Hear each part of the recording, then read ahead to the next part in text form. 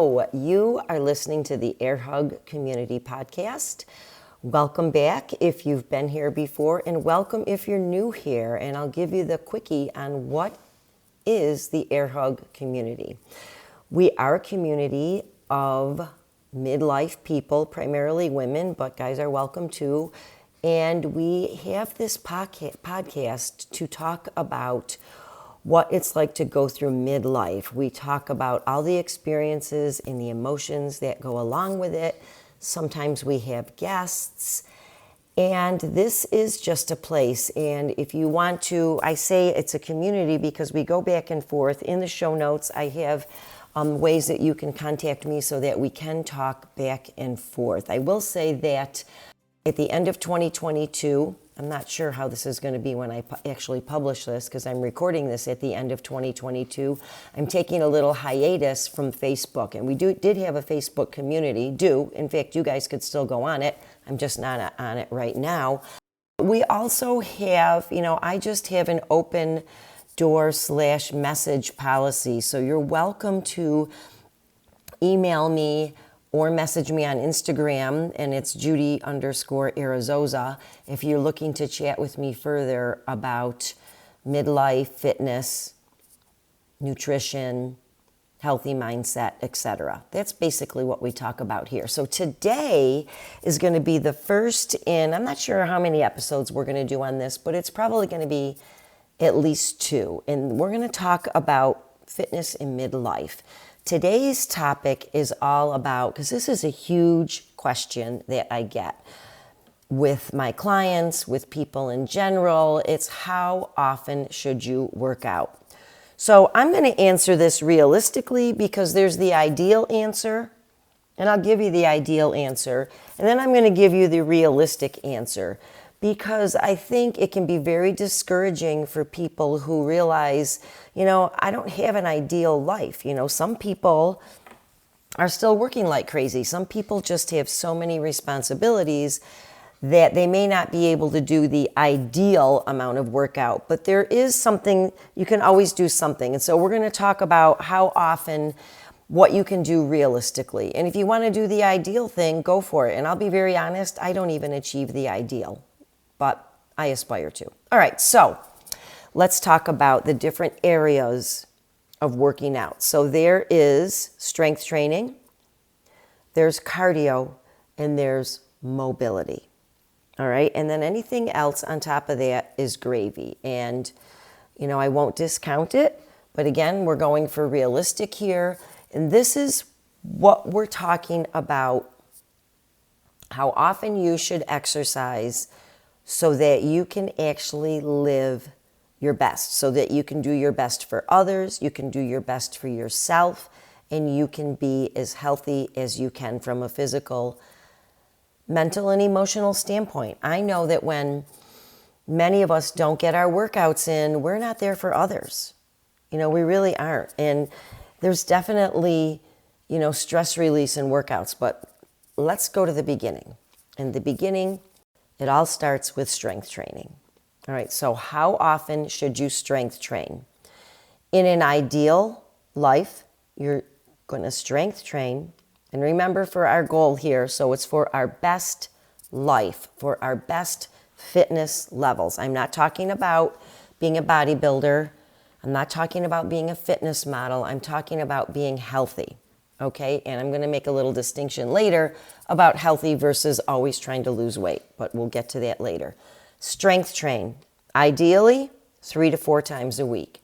Realistically, 2 to 4 times a week. So I think there's a difference there, right? The difference between 3 and 2 or 2 and 4. If you can fit in 4 days a week, that's awesome. And if you can do it consistently, that's awesome. And I would urge you to do everything you can to do that. But if you can't, the minimum is 2 days a week. But here's the caveat, okay? There are 6 movement patterns, and you may want to grab a pen and paper or come back to this. This is at about minute 4:55. If you want to come back to this as far as a bookmark, there are 6 movement patterns, and ideally, actually and realistically, this one I'm not going to actually give you a grace period, so to speak, on. 6 movement patterns need to be trained twice per week. All right, what are those 6 movement patterns? They are a push, think of like push-ups, tricep work, a pull, all right, think of like rows and bicep curls and back exercises, a squat, squats, right, hinges, that would be all kinds of hip thrusts and deadlifts, anything where your hips hinge. And then we have lunges, or any single-sided movement fits into the lunge category for the lower body. And then we have carries, where you're actually carrying something or holding yourself up in space. Those are the 6 movement patterns. They need to be trained twice per week. And you can do that in 2, 3, or 4 workouts. So if you're working out twice a week, let's say you go to a trainer and you can afford to get there twice a week as far as what your time budget allows, or maybe your financial budget too, I don't know. If you're working out twice a week, then you're doing total body twice a week. If you're working out 3 or 4 times a week, you're going to split that up, or your trainer can split it up for you, where you're getting each of those movement patterns in twice per week. And this is what I do with my clients. I have some people that come twice a week, some that come 3, and some that come 4. And that's how we do it. Okay. What about cardio? Well, everyone thinks that cardio, not everyone, but it's popular belief, especially among women, that cardio is more important than strength training. And if you've been around here before, you know that in midlife, you are losing muscle and not making it. We're no longer making muscle. We don't have growth hormone. We are literally losing muscle starting at about the age of 30. That's not an exact thing, but roughly around there. And the thing is, for every decade that we don't actually try to work to maintain and grow muscle, we're going to get weaker, and it's going to show up later. And again, at the first few decades, in your 40s, 50s, maybe even in your early 60s, you may not notice it that much, but it will take a toll. And it takes a toll on our health and our risk for injury, and also in our fat distribution. So, where was I going with that? Cardio? We're talking about cardio. Oh, okay. Oh, losing muscle. You want to put off the muscle loss for as long as possible, maintain and even grow what you have. All right? Muscle mass is the pillar of health. All right, so now I want to talk about cardio. So we also have to have a healthy heart, right? What does cardio mean? It actually means training your aerobic system. Now, you can train an anaerobic system too. Aerobic just means with oxygen, but cardio means you're basically training your cardiovascular system. And the overall recommendation, I think this is from the American Heart Association, is for 150 minutes of aerobic activity per week. So that's the equivalent, but you can break it up any way you want, of 6 30-minute sessions. Okay? And I'm going to qualify that in a little bit.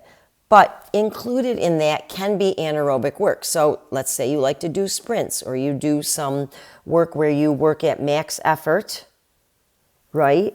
And then you back off a little and recover. Those kind of cardio workouts are included in that 150 minutes.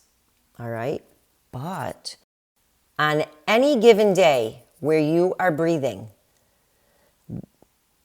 got that? Any given day where you are breathing, the minimum amount of cardio that you would do is 10 minutes of uninterrupted walking. That's the minimum. So even if you're taking a rest day, get up, set a timer, and just do something for 10 uninterrupted minutes. So, you could go out and walk the yard, or take a quick break at work and just, a 10-minute break. This is, especially if you can do this outside. But if you can't, we live in a place where there are different weather patterns all over the world, unless you live like in San Diego. If you do, lucky you, you get to go outside all the time.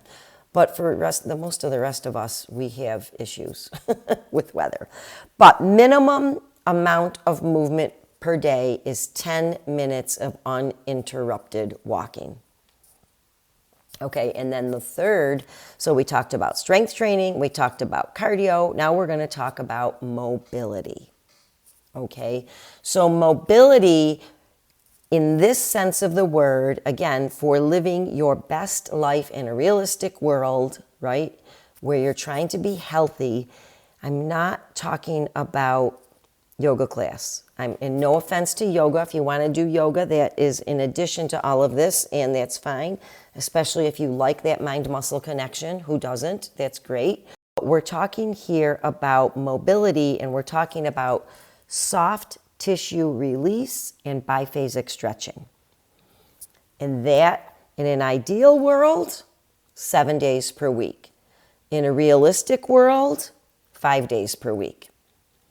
If you're only working out strength training twice a week, so let me back up for a minute, because the mobility work that you will do on a strength training day counts, because that is part of your warm-up.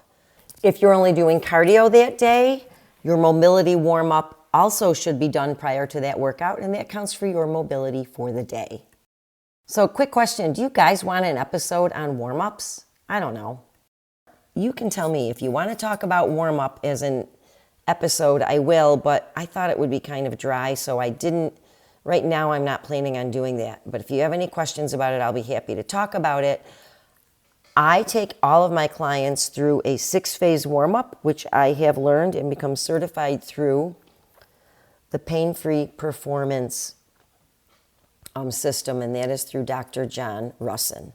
And that covers 6 areas, but the first 2 areas of that are soft tissue release and biphasic stretching. So what does biphasic stretching mean? It means first you're doing some active stretching for the first part of your stretch for any given body part, and then you finish that with a hold. So the first phase is active movement, where you're doing small stretches, moving, and then the last part is a hold, which could be anywhere from 10 to 30 seconds. So that's what we're talking about. So how often? Think about this. In a 7-day week, the only kind of week I know about, all right, you're going to actually strength train 2 to 4 times. You're going to be doing roughly minimum 150 minutes of cardio with no less than 10 minutes of uninterrupted walking on any day that you are breathing. And that cardio can include some days where you're actually doing intervals, or it can include slow and steady. Ideally, it's great to have a mix of both. But realistically, if you can get it in 5 days minimum, you'll be doing pretty good. Yes, 7 days feels great, but I got to tell you, like on the 7th day, I personally like a mental break. So I figure I do 6 days, but I'm saying 5 days minimum. And that, what we're talking about is the minimum part of that is soft tissue release and biphasic stretching. But if you're on a day when you're strength training or doing cardio, you're going to do a full 6-phase warm-up. Like I said, which is something that if you want to hear about, you can. If you work with me, you already know about it. Ideally, if you have a trainer that you're working with, you're also doing a thorough mobility warm-up that prepares you for your workout so that you can decrease your risk for injury. So this was quick. This was sweet. I'm putting this out early in 2023 because early in the year, you know, traditionally, this is the time where people tend to get back on their fitness regimens. And so what I would like to say is don't overdo it at the beginning. Stick to these realistic guidelines. If you can be ideal, go for it. But pick something that you can stick with long term, right? Because the idea is not just to do a workout routine for, you know, January and February or whatever, and then, you know, fall away from it. And the best time to start implementing this practice is when you are at your busiest. Because if you can do this when you're at your busiest, you can do it when you're not at your busiest. So this is your life, right? Make it a priority to live your best life, not just to exist. And if you have any questions, feel free to reach out to me. My email is in the show notes, and also you can reach out to me on Instagram. I will put that in the show notes as well. Also, Okay, one more quick word about strength training because it's that important. Okay, 2 to 4 days a week. I urge you to really work on your priorities and see if you can fit in any way, shape, or form getting those 6 movement patterns in twice per week. Now, if twice a week training full body is the best you can do, then do it and be consistent. But if you can do it more often than that, meaning spreading it out over 3 or 4 more days, you're going to get more sets in and your body is going to be rewarded. Please let me know if you have any other fitness topics that you would like discussed relative to living your best midlife, and I will do my best to get an episode prepared. All right, ta-ta for now. Tune in next Tuesday for another episode here on the Air Hug Community Podcast. Yay!